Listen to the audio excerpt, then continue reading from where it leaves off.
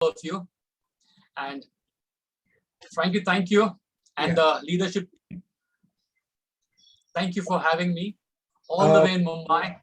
धन्यवाद आप सभी का, धन्यवाद फ्रैंकी का मुंबई में मेरे यहाँ पर मुंबई में होने के लिए सभी का धन्यवाद. And great time this morning praying, and I just believe the testimony that came from Wilson was very powerful. और मैं प्रार्थना कर रहा था, विल्सन भाई ने जो गवाही दी वो कितनी सामर्थ्यशाली थी. The first part of the miracle is already done.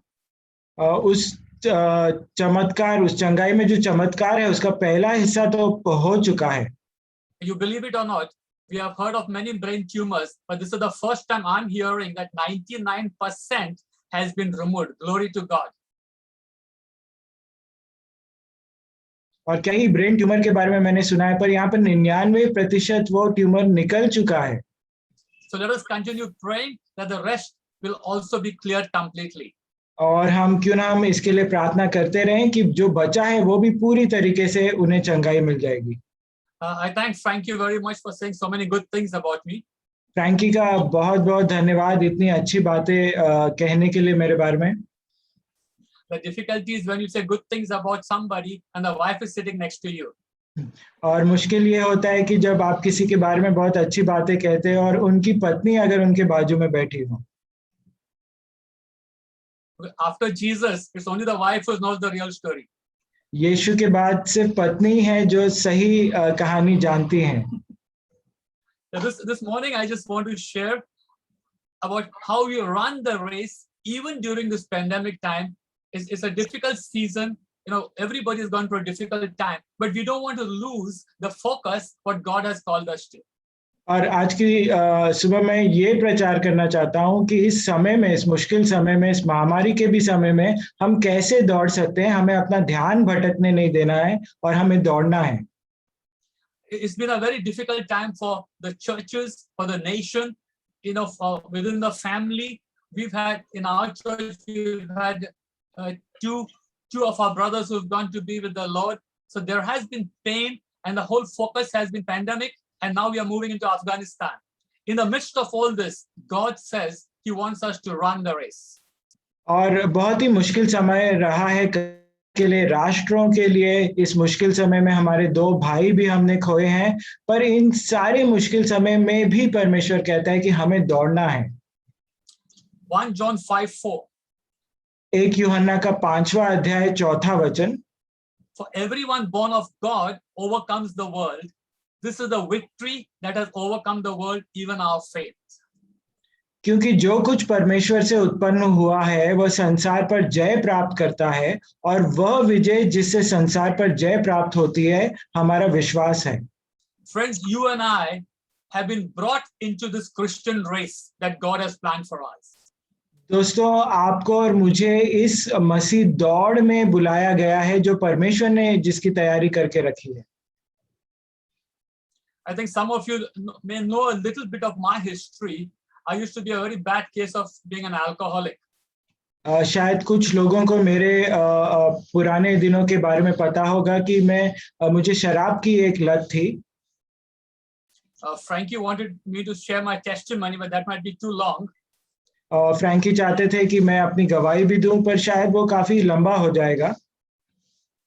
The fact is that I remember one incident where I was lifted up and put in a hospital in Malad because everybody thought my liver is gone. और एक बार ऐसे हुआ था कि मुझे उठाकर लोगों को मलाड में एक हॉस्पिटल में रखना पड़ा, क्योंकि लोगों को लगा कि शायद मेरा जो गुर्दा है या लिवर है वो पूरी तरह खराब हो चुका है. And if God could choose me to run this race, I believe there is scope for everybody to run this race.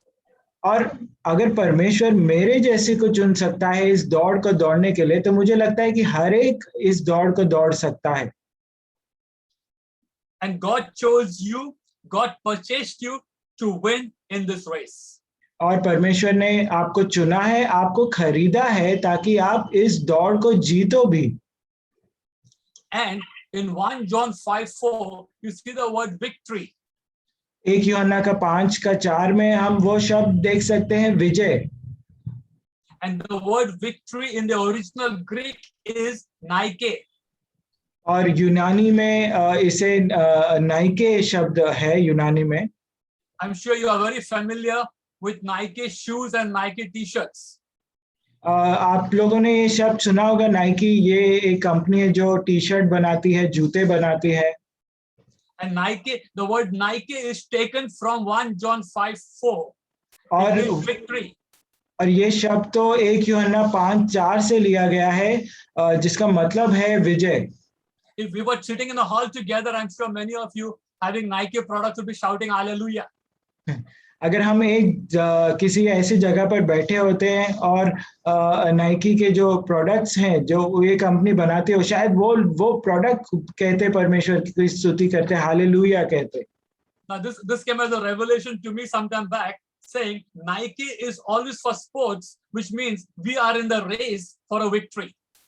और ये बात कुछ समय पहले ही मुझे मेरे मन में आया कि जैसे वो कंपनी है जो खेल कूद के लोगों के लिए सामान बनाती है, तो हम भी इसी तरह एक दौड़ में हैं. Let's read 1 Corinthians chapter 9 verses 24 to 27. If you You know, could read 1 कुरिन्थियों का 9 24 से 27 पढ़ेंगे.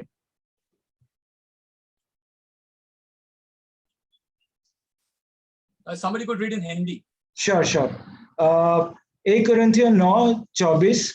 क्या तुम नहीं जानते कि दौड़ में तो दौड़ते सब ही हैं, परंतु इनाम एक ही ले जाता है. तुम वैसे ही दौड़ो कि जीतो. और हर एक पहलवान सब प्रकार का संयम करता है. वे तो एक मुरझाने वाले मुकुट को पाने के लिए ये सब करते हैं, परंतु हम तो उस मुकुट के लिए करते हैं जो मुरझाने का नहीं. इसलिए मैं तो इसी रीति से दौड़ता हूं, परंतु बैठिका ने नहीं, मैं भी इसी रीति से मुक्का से लड़ता हूं, परंतु उसकी नाई नहीं जो हवा पीटता हुआ लड़ता है, परंतु मैं अपनी देह को मारता कूटता और वश में लाता हूं. ऐसा ना हो कि औरों को प्रचार करके मैं आप ही किसी रीति से निकम्मा ठहरूं. Amen. This is a passage that Paul writes. और ये as a formula how to run. ये एक हिस्सा है जो पौलुस लिखता है, ये बताता है कि कैसे दौड़ना है.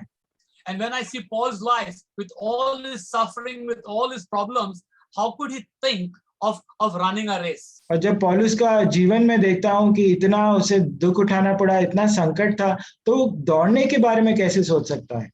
And Paul was inspired by a race that was happening 10 miles outside of the city of Corinth.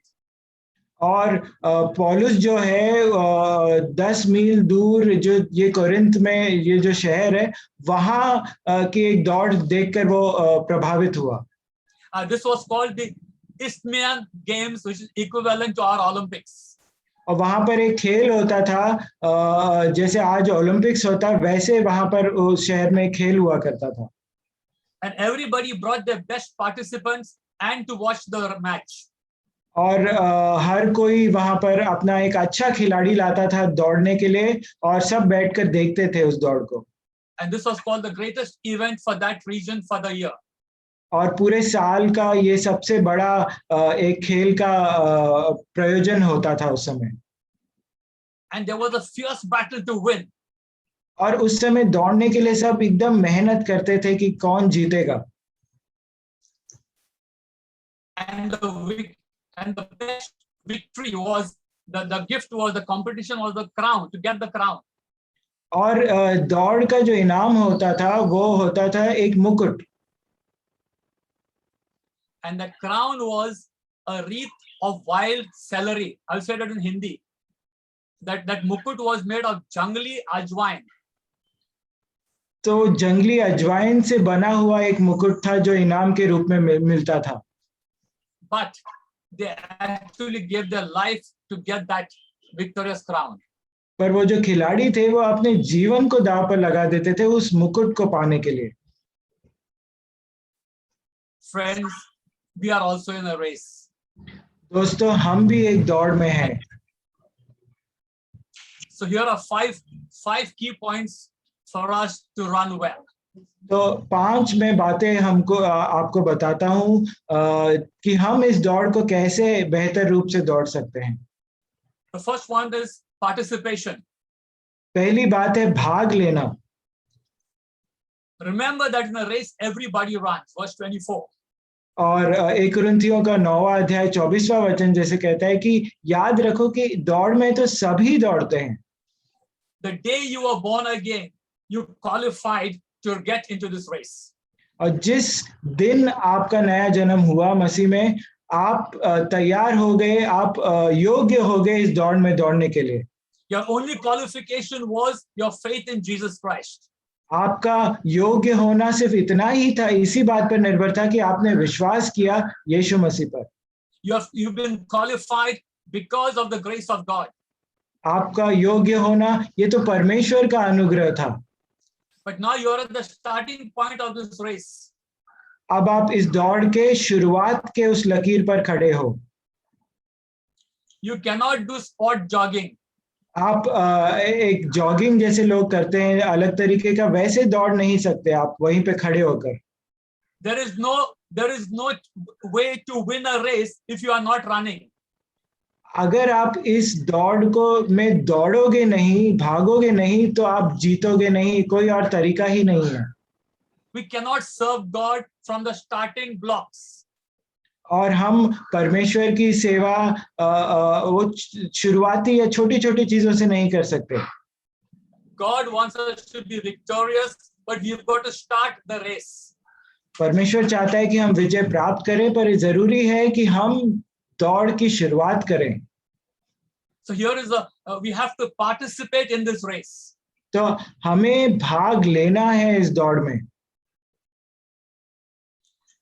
Imagine if you are at the starting point and you are not running at the stadium, what will people be shouting from the stadium?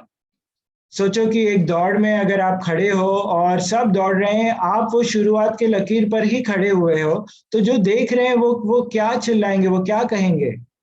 They'll be shouting, "Bhag Milka, bhag!" वो यही कहेंगे कि run run.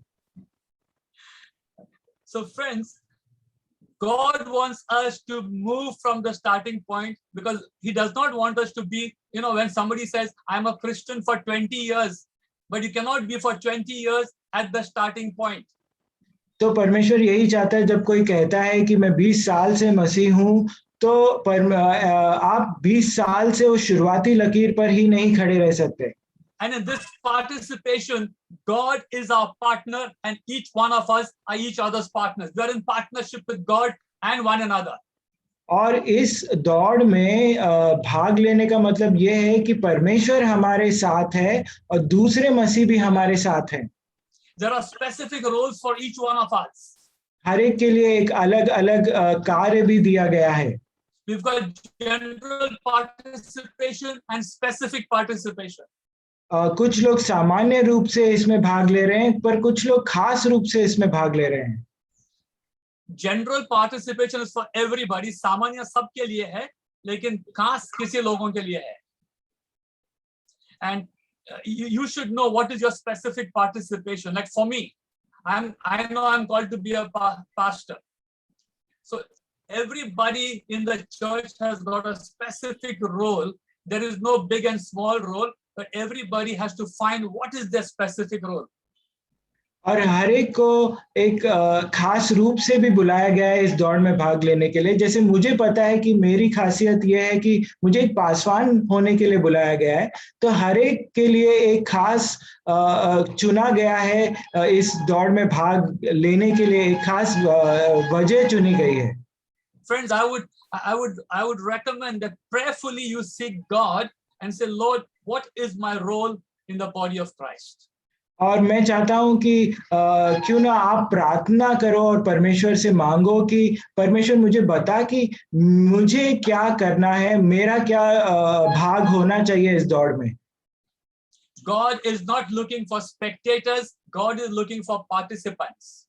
परमेश्वर दौड़ को देखने वालों की तलाश में नहीं है, परमेश्वर चाहता है कि दौड़ में भाग लेने वाले कौन हैं। During a cricket match, there are many people sitting at Wankhede Stadium. एक क्रिकेट का जब मैच होता है तो मुंबई में वानखेड़े स्टेडियम में कई लोग बैठकर उसे देखते हैं and they will advise Tendulkar how to play.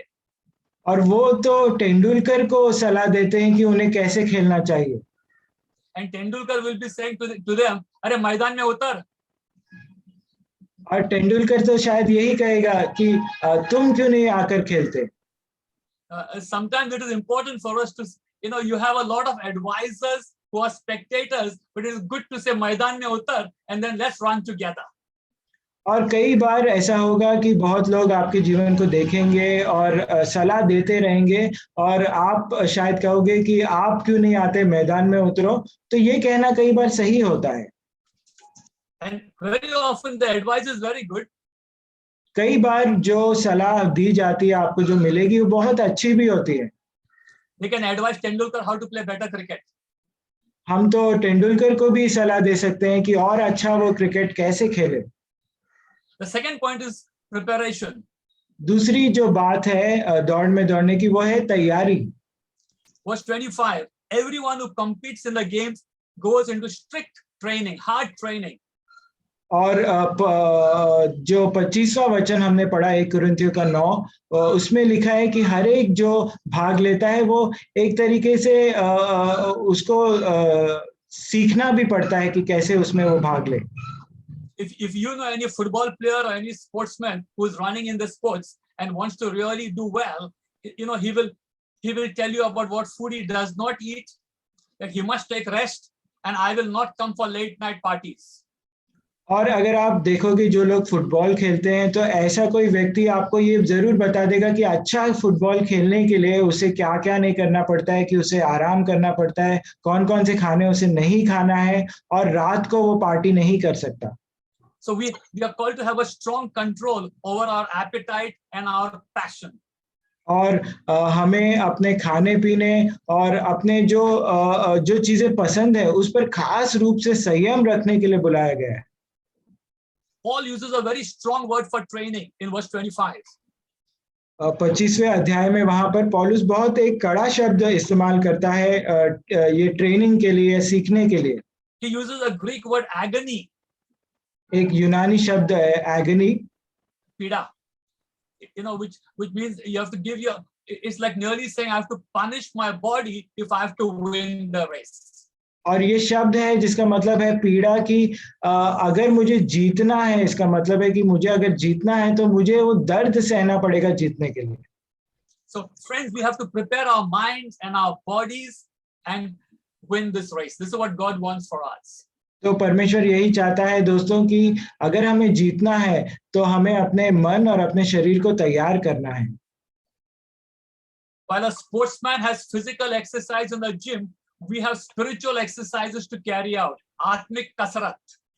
और जैसे एक खेल खेलने वाला जो है वो जिम में जाकर वो कसरत करता है शरीर की कसरत करता है वैसे आत्मिक रूप से हमें कसरत करना है In fact, when Paul was writing, the games that were taking place, they had to have 10 months of training before the contest and 30 days of exercise in the gym to be participating in this sport.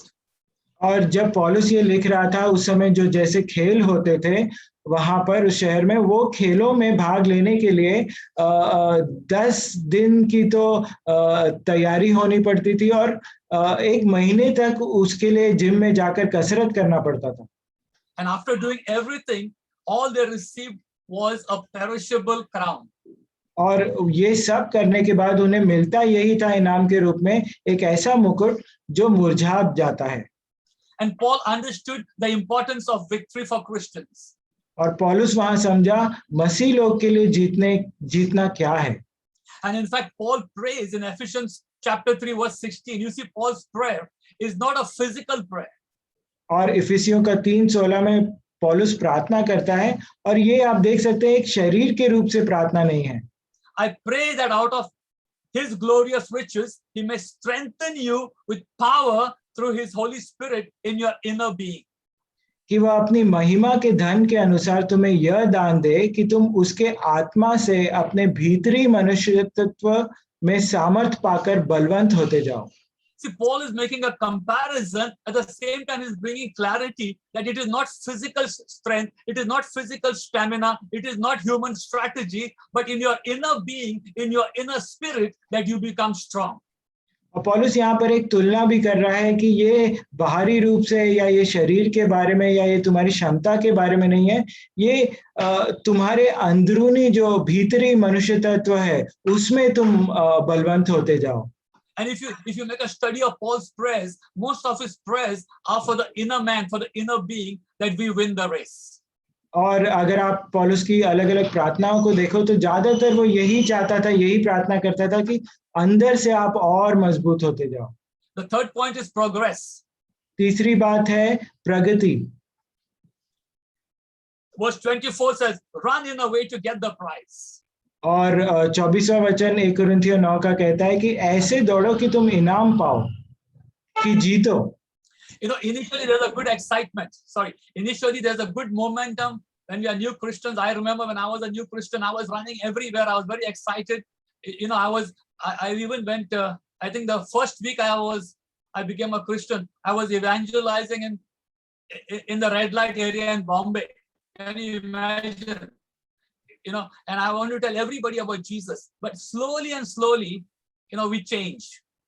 और शुरुआत में तो एक नया मसीह बहुत ही उत्साहित होता है. मुझे अपने बारे में याद है कि कैसे शुरुआत के पहले हफ्ते में मैं कैसे दौड़ता था मसीह के लिए.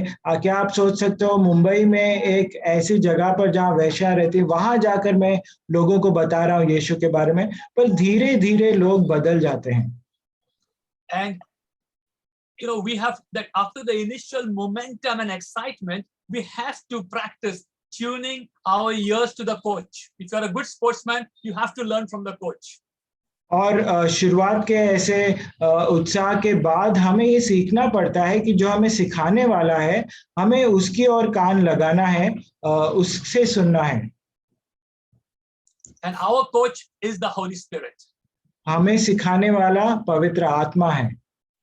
The Holy Spirit will, if you tune ourselves to the Holy Spirit, there is a time to run fast, there is a time to be steady and slow. अगर आप अपने कान पवित्र आत्मा की ओर लगाओगे तो आप जानोगे ये समय है जब हमें तेज दौड़ना है और एक समय है जब हमें मजबूती से खड़े रहना है.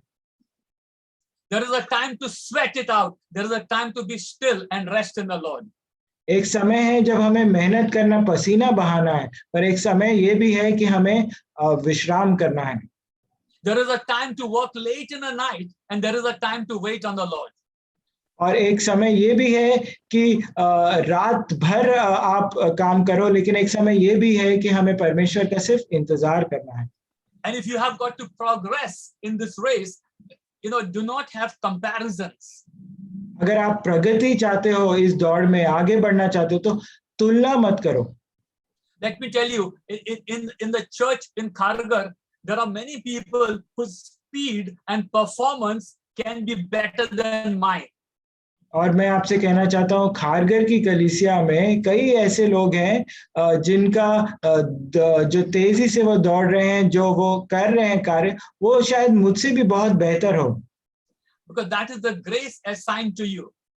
क्योंकि यही तो वो अनुग्रह है जो तुम्हें दिया गया है. You see, Goretti and I had the privilege of having many young guys in our home. और जर्सन और उनकी पत्नी को ये सौभाग्य था कि कई युवक लोग उनके घर पर आते थे. They were all bachelors at that time. वो सब युवक थे उस समय, शादी नहीं हुई थी. And you know, I always show them my gray hair and I say 50% of my gray hair you are responsible. और वो हमेशा अपने बाल दिखाते थे उन्हें और कहते थे कि इसमें से 50% जो सफेद बाल है उनके जिम्मेदार आप हो. And today at least 5 of them are pastors and doing a greater job that I have ever done in my life. और उनमें से 5 तो ऐसे हैं आज जो पासवान हैं, वो इतने बड़े काम कर रहे हैं जो मैंने किया उससे भी बड़े काम कर रहे हैं आज. What I've never done in my life, I think at least 2 or 3 of them are doing a great job. और जो मैंने कभी नहीं किया अपने जीवन में, शायद 2 या 3 तो ऐसे हैं जो वो महान कार्य कर रहे हैं. So very jokingly I say one is my boss. उसमें से मैं मजाकिया रूप में कहता हूं कि एक तो मेरा बॉस है। Hallelujah. You know, so because God, Ephesians 4:7 says, but to each one of us, grace has been given as Christ apportioned it. और इफिसियों का 4:7 कहता है कि हर एक को अनुग्रह दिया है जैसे मसीह ने तय किया है।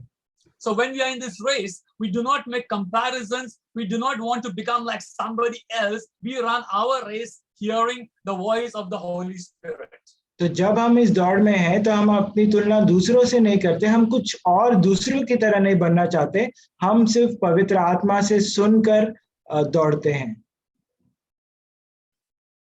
Friends, be willing to take risk, be willing to change our attitude if we have got to win in this race. दोस्तों तैयार रहो कि आप अपनी सोच को बदलो, जोखिम उठाने के लिए तैयार रखो अगर आप इस दौड़ में जीतना चाहते हो। This is a very serious one. Run even when you feel like giving up. और ये बहुत ही गंभीर बात है जो मैं कह रहा हूं कि दौड़ो अगर आपको उस समय ऐसा भी लगे कि मैं हार मान चुका हूं। Even when you are feeling like saying, बस हो गया। अगर आप उस हद तक भी पहुंच गए कि आपने कह दिया कि बस अब मैं और नहीं दौड़ सकता, उस समय भी दौड़ो। Let me give you my own example. मैं आपको अपना ही एक उदाहरण देता हूं। When I was the pastor for 2 years. मैं 2 साल तक पासवान था। In my second year, I gave my resignation. दूसरे साल जो है मैंने अपना इस्तीफा दे दिया। I've kept one copy still with me. और उसका इस्तीफे का एक कॉपी तो मेरे पास अभी तक है। My leader was very gracious. मेरा जो अगुवा था वो बहुत ही अनुग्रहकारी था। He said, keep the letter for 3 months and after 3 months we will discuss. और उन्होंने कहा कि इस पत्र को आप 3 महीने रखो, 3 महीने के बाद हम इस पर बात करेंगे। Now it is nearly 35 years we have not discussed. और 35 साल हो गए आज तक हमने वो बात की ही नहीं। He left with one copy. और वो एक उस पत्र का कॉपी लेकर चले गया। See, this what I mean to say, there was a time when I was saying, hey, I even said in my letter, I said, sorry, by mistake you made me a pastor. देखो मैं ये कहने की कोशिश कर रहा हूँ, मुझे याद है उस पत्र में मैंने ये भी लिखा है कि क्षमा कीजिए कि गलती से आपने मुझे पासवान बना दिया। Today I can laugh at it, but at that time I was very serious, my friends. आज मैं उस बात पर हंस सकता हूँ, पर उस समय दोस्तों मैं बहुत गंभीर था इस बात को लेकर। There were times when I wanted to give up my Christian walk and I used to come home and cry. और कई बार ऐसा होता था कि मैं अपने मसीह जीवन को ही छोड़ना चाहता था, मैं घर आकर रोता था। Thank God for wives. और प्रभु का धन्यवाद हो कि पत्नियां हैं। I'm supposed to be knowing the Bible, but I used to cry and my wife used to tell me, remember Job, remember Job. और मैं रोता था और जैसे उनकी पत्नी उनसे कहती थी कि अय्यूब को याद रखो, अय्यूब को याद रखो। I do not know whether she read the whole, whether she read about Job at that time, but it was today when I look back, I said, thank God for wives.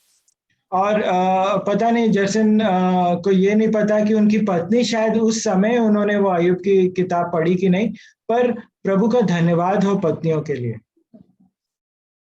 Friends, the race is not over until you and I cross the finishing line. दोस्तों दौड़ तब तक नहीं खत्म होगी जब तक हम वो आखिरी रेखा को पार ना कर ले। There is no Michael Jackson, there is no Prabhudeva moonwalk in the Christian run.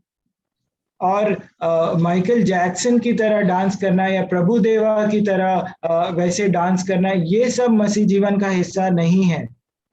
I do not know if you know, Michael Jackson was very famous for that moonwalk. It was walking behind. और अगर मुझे नहीं पता, अगर आपको पता हो, Michael Jackson एक बात के लिए बहुत मशहूर था कि वो जब डांस करता था वो ऐसे करता था, मून वॉक कहते थे, वो पीछे की तरफ आते जाता था। So I call that is backsliding walk. और मैं तो कहता हूँ ये तो मसीह जीवन में नीचे गिरना या पीछे हो जाना है। Friends, God does not want any one of us in this race, however difficult it is. There is no Michael Jackson moonwalk, no backsliding. There are no back steps. God wants us to go ahead. और दोस्तों, कितना भी मुश्किल क्यों ना हो मसीह जीवन में, परमेश्वर ये कभी नहीं चाहता कि हम माइकल जैक्सन की तरह से पीछे आते जाएं। प्रभु यही चाहता है कि हम आगे ही बढ़ें। Whether we will be feeling low sometimes, we could be feeling useless, we could be feeling condemned, but that is not the opinion of Jesus. It may be your personal opinion about yourself or somebody else's opinion about you, but John 3:18 says, whoever believes in Jesus is not condemned. और कई बार ऐसा होगा कि आप बुरा महसूस करोगे, आप दोषी महसूस करोगे, पर ये समझना जरूरी है कि ये प्रभु की सोच नहीं है आपके बारे में, ये शायद आपकी सोच हो। और यूहन्ना 3:18 में लिखा है कि जो भी मसीह में है उस पर दोष की कोई आज्ञा नहीं है। And this is it's very good to tell ourselves that that I am not living in condemnation. This morning, my Wi-Fi is gone, my throat is supposed to be bad, and you get to feel how do I preach? God, what is happening? And I just said, if I'm going to preach John 3:18, I better believe John 3:18 for myself. And I do believe that God does not condemn us. We will make mistakes, but God wants us to rise up and keep running. और कई बार ये हमें अपने आप से पूछना, अपने आप को कहना है कि उस दोष में क्या मैं उस दोष में जी रहा हूँ। जैसे आज सुबह मेरा ये वाईफाई नहीं चल रहा था, मेरा गला खराब था, मुझे प्रचार करना था। मैं सोचने लगा कि प्रभु ये सब गलत क्यों हो रहा है, पर मुझे लगा कि सबसे पहले यूहन्ना 3:18 पर मुझे विश्वास करना है कि प्रभु हमें कभी दोष नहीं लगाता। And even the best athlete always has to measure his progress. I would say, do not forget to measure your progress. Maybe your prayer life, maybe whatever you're doing, is it progressive? But keep your progression report to yourself and encourage others. और सबसे अच्छा दौड़ने वाला भी अपने प्रगति को कितना आगे बढ़ रहा है उसे नापता है। तो एक मसीह जीवन में हमें भी ये नापना है, हमारे प्रार्थना का जीवन, अलग अलग चीजें नापना है कि हम कितना आगे बढ़ रहे हैं। अपने पास ये सारी चीजें हमें रखना है। And Paul himself says in Philippians chapter 3 verse 13 and 14, I do not consider myself yet to have taken hold of it. One thing he says, forgetting what is behind and straining towards what is ahead, I press on towards the goal to win the prize for which God has called me heavenward in Christ Jesus. और फिलिपियों, I'll just come over there. Did you say Philippians 3? Philippians 3:13 and 14.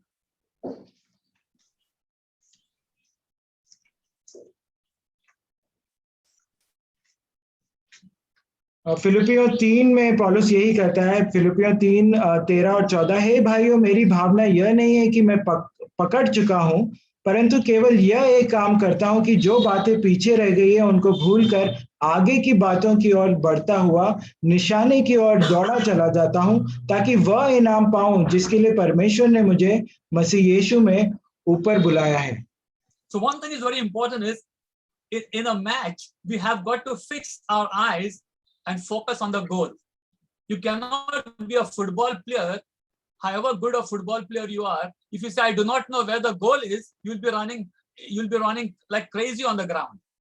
एक बात बहुत महत्वपूर्ण है कि एक खेल में हमें अपना ध्यान केंद्रित करना है उस लक्ष्य पर, और अगर आप फुटबॉल खेलते हो, आप जानते ही नहीं हो कि वो गोल है, जहां पर गोल डाला जाता है वो कहाँ है, तो आप तो ऐसे ही इधर-उधर मैदान में दौड़ते रहोगे। And we must know our finishing line. If you are an athlete, we have to know our finishing line. अगर आप एक दौड़ने वाले हो तो आपको वो आखिरी रेखा कहाँ है उसे जानना है। So it is important to be focused and it is important to know the finishing line. तो जरूरी है कि हमारा ध्यान केंद्रित रहे और आखिरी रेखा को जान लेना है। Friends, heaven is our goal, and that's why the word of God says, let us be heavenly minded and progress in that direction. और दोस्तों, हमारा जो लक्ष्य है वो स्वर्ग है, इसीलिए प्रभु कहता है कि हम उसकी ओर ध्यान लगाएंगे और उसी दिशा में बढ़ते जाएंगे। Paul understood this and very well he says it in Philippians 3, which we just read. Heaven is our finishing line. और पौलुस ने इस बात को समझा, इसीलिए उसने फिलिपियों के 3 अध्याय में जो हमने पढ़ा, ये कहा कि स्वर्ग हमारा लक्ष्य है। You know, sometimes I wish to, I want to retire, but when I read scriptures like this, I get frightened to retire. कई बार मैं चाहता हूं कि रिटायर हो जाऊं, ये काम छोड़ दूं, लेकिन जब ऐसे वचन पढ़ता हूं तो मैं डर जाता हूं, मैं उस सोच से ही डर जाता हूं। Friends, our finishing line is heaven. दोस्तों, हमारी आखिरी जो रेखा है वो स्वर्ग है। And as long as we are on planet Earth, as long as we are here, we live progressive lives. We continue running till the end. और जब तक हम इस पृथ्वी पर हैं, हम दौड़ते रहें, प्रगति के साथ बढ़ते रहें उस दौड़ में आगे अंत तक। Now it's very easy for for us to think. Goretti and myself, we both are in our 70s now. जर्सन और उनकी पत्नी दोनों 70 वर्ष से ज्यादा की उम्र के हैं इस वक्त। It's easy for you to think that we are coming close to our finishing line. और कई लोग जरूर ये सोच सकते हैं कि हाँ, ये लोग तो अब आखिरी रेखा के बहुत करीब आ चुके हैं। Friends, whether you are 75 or whether you are 25, it does not matter. We run until we reach the finishing line. दोस्तों, आप 75 के हो या 25 के हो, इससे फर्क नहीं पड़ता। फर्क ये पड़ता है कि कब आप जाकर वो आखिरी रेखा पार करोगे। I was watching on Zoom our brother Claude's funeral, and just to know, even the day he came to his finishing line, there were such good things we heard from people about him. He was a great encourager until the end. He did not retire. और मैं Claude uncle का अंतिम संस्कार देख रहा था zoom पर, और उनके बारे में कितने अच्छे बातें लोगों ने कहा कि अंत तक वो लगे रहे, वो कितना लोगों को प्रोत्साहित करते थे। Only he knew and God knew his race. सिर्फ वो ही और परमेश्वर ही जानते थे उनकी दौड़ के बारे में। Because in a race, each one of us has got our own track. क्योंकि एक दौड़ में हमारे दौड़ने की एक जगह पहले से ही तय होती है। If you've been an athlete, if you cross your track and try to get into somebody else's track, you get disqualified. अगर आप आपने ऐसे दौड़ में भाग लिया, आप जानोगे कि अगर आप अपने जगह से हटकर दूसरे की जगह पर चले जाओगे तो आपको निकाल दिया जाएगा उस दौड़ से। Today we can very joyfully say our friend Cloud, who was a good friend of mine, very jovial, very humorous, and we had only one thing in common, one joke in common, which I will not share now. But whenever we met, our sign was like this. You know what this means? जर्सन कह रहे हैं कि वो और Claude uncle दोनों इतने अच्छे दोस्त थे, वो कितने हंसमुख व्यक्ति थे। एक बात है, एक मजाकिया बात है, जब भी वो मिलते थे वो ऐसे हाथ दिखाते थे। क्या आपको पता है ये इसका क्या मतलब है? आधा बाटली। इसका मतलब है आधा बाटली या half bottle. So we used to have this, and he was a very humorous person. But just to say, he finished his race the way God wanted him to run. He was a very unassuming person. और वो बहुत ही मजाकिया व्यक्ति थे। एक ही बात मैं कह सकता हूँ कि उन्होंने अपने दौड़ का जो पूरा किया, वो वैसे ही पूरा किया जैसे परमेश्वर चाहता था। वो किसी बात को लेकर वो पहले से नहीं सोच लेते थे उसके बारे में। Amen. The fourth point is perseverance. चौथी बात जो है वो है दृढ़ता से दौड़ना। James 1:12. याकूब का पहला अध्याय 12वां वचन। Blessed is the man who perseveres under trial, because when he has stood the test, he will receive the crown of life that God has promised to those who love him.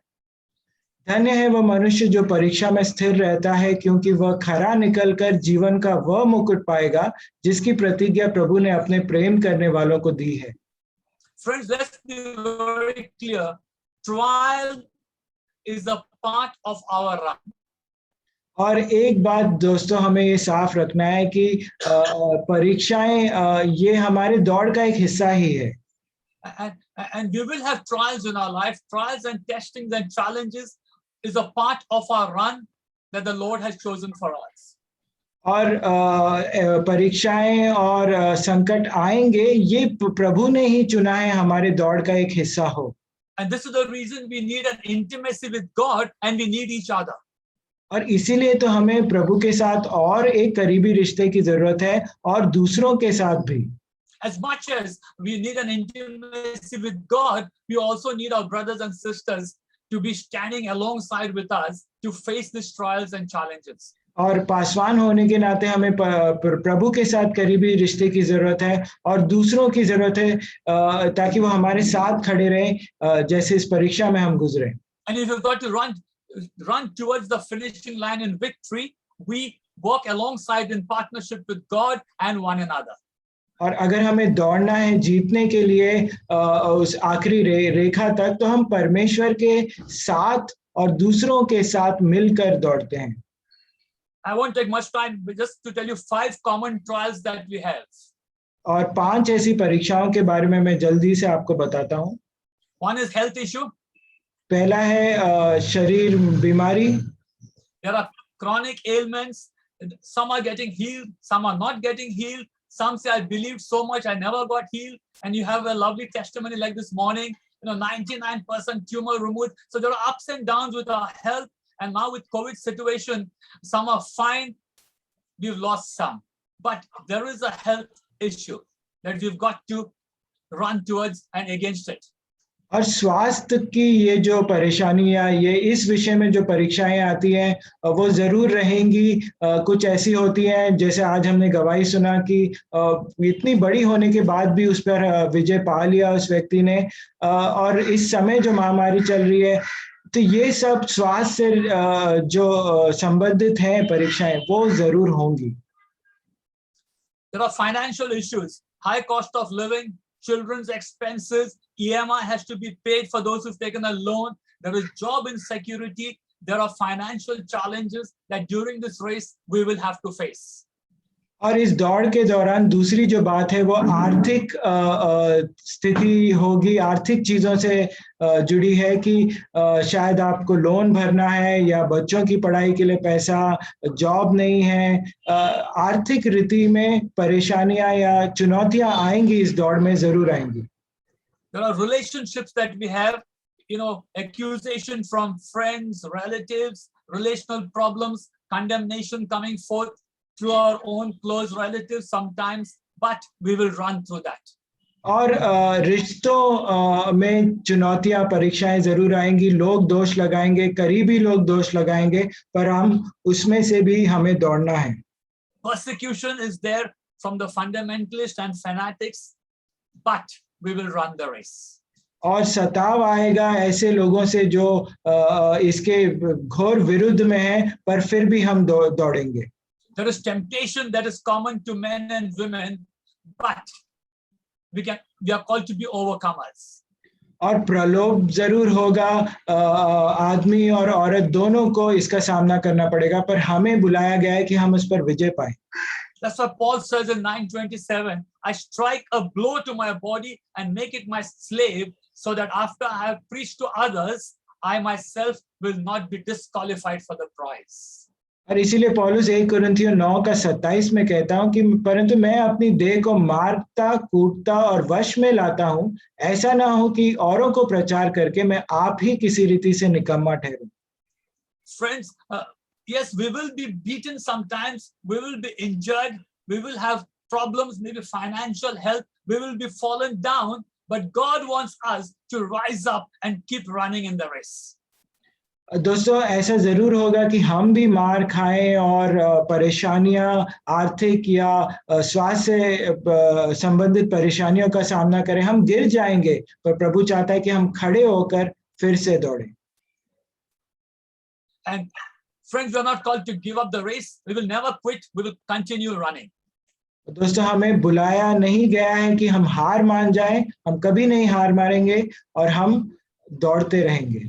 See, it would have been lovely the day I was born again, all miracles, all signs and wonders, everything happy, get married nicely, have a nice home without bank loan, children go to school, nice marriage, everything is found, nice church, nobody complaining, good offering, everything is good, I tell you, and then one day I go to heaven. Friends, if that is a dream of anyone in Christianity, that is not Christianity. दोस्तों, अगर ऐसा हो कि आपका नया जन्म हुआ है और सब कुछ अच्छा हो रहा है, चिन्ह चमत्कार हो रहे हैं, और फिर आपकी शादी हो गई और एक घर है जिसके लिए आपने कोई लोन नहीं लिया, एक कलीसिया है जहाँ पर कोई भी विवाद नहीं होता, और सब अच्छा होने के बाद एक दिन आप स्वर्ग चले जाओ, अगर ऐसे आपकी सोच है मसीह जीवन के बारे में, तो वो मसीह जीवन नहीं है. It is a challenge and you are victorious. और इसमें चुनौतियां जरूर आएंगी मसीह जीवन में, पर हम विजय भी जरूर पाएंगे. And the last point is prayer. आखिरी बात है प्रार्थना. 1 Thessalonians 5:17. 1 थेसलोनियों की किताब में 5वां अध्याय 17वां वचन. Pray continually. निरंतर प्रार्थना में Verse लगे 18. रहो. Verse 18 says, give thanks in all circumstances, for this is God's will for you in Christ Jesus. हर बात में धन्यवाद करो, क्योंकि तुम्हारे लिए मसीह यीशु में परमेश्वर की यही इच्छा है.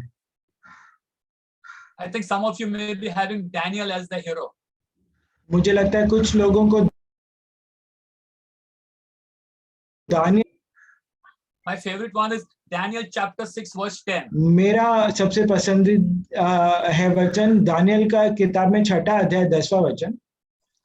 Now when Daniel learned that the decree had been published, and the decree was that Daniel is going to be thrown into the lion's den, he went up to his upstairs room where the windows open toward Jerusalem. 3 times a day, he got down on his knees and prayed, giving thanks to his God, just as he had done before. I love that line, just as he had done before. You know, such a horrible situation I had, but Daniel is so cool, and that is my prayer for myself. I said, Lord, I want to be cool, Lord, like Daniel. You know, whatever is the situation, just like before, he goes and prays 3 times a day. I've not yet reached there, so don't be too impressed. But that is my race for me. I want to get there someday. Daniel 6:10 में जैसे Daniel प्रार्थना करता है, धन्यवाद देता है परमेश्वर को, जैसा वो पहले करता था, उस गुफा में डालने की बात आने के बाद भी करता है. ये बात मुझे बहुत पसंद आई इस किताब में, दानियल के जीवन में, कि हाँ, मैं अभी तक पहुंचा नहीं हूं, पर जरूर मैं आगे बढ़ूंगा, मैं पहुंचूंगा वो आखिरी रेखा तक. Friends, we come to the prize at the end, and the prize is. दोस्तों, हम आखिरी चीज पर आते हैं जो इनाम है, और वो इनाम ये है Revelation 3:11. प्रकाशित वाक्य 3:11. I'm coming soon. Hold on to what you have, so that no one will take your crown. मैं शीघ्र ही आने वाला हूं, जो कुछ तेरे पास है उसे थामे रहे, कि कोई तेरा मुकुट छीन न ले. Because all that we've done in our life over here will be tested according to 1 Corinthians chapter 3:14 and 15. You can read that later on. But it says, if it survives, he will receive his reward. If it is burnt, he will suffer loss. God's plan and purpose for each one of us is that we receive the crown, that we receive the reward. There will be difficult times, but God is with us. God is with you, because everything of this earth will pass away. 1 कुरिन्थियों 3:14-15 हम बाद में पढ़ सकते हैं, लेकिन उसके अनुसार ये कहा जाता है कि जो कुछ भी हमने पृथ्वी पर किया उसके हिसाब से हमें दिया जाएगा. अगर जलना है तो जल जाएंगे, लेकिन वहां पर लिखा है कि पर प्रभु चाहता है कि हम वो मुकुट पाएं, और वो मुकुट पाकर ही हम वो अपना दौड़ समाप्त करें. On this earth, we may have a crown of riches and comfort. इस पृथ्वी पर हमारे एक मुकुट होगा अमीरीपन का और आरामदायक जीवन का. But it is a perishable crown. पर ये तो वो मुकुट है जो मुरझा जाएगा. The crown that God has for us is eternal. जो मुकुट प्रभु ने हमारे लिए रखा है वो अनंत This line is, remember, at the winning point, at the finishing line, the Father is waiting to hug you. और आखिरी बात यह है कि ये याद रखो कि वो आखिरी रेखा पर पिता खड़ा है तुम्हें गले लगाने के लिए। God bless you. Shall we pray? प्रभु हम सबको आशीष करे, क्यों ना हम प्रार्थना करें। Father, we thank you for this lovely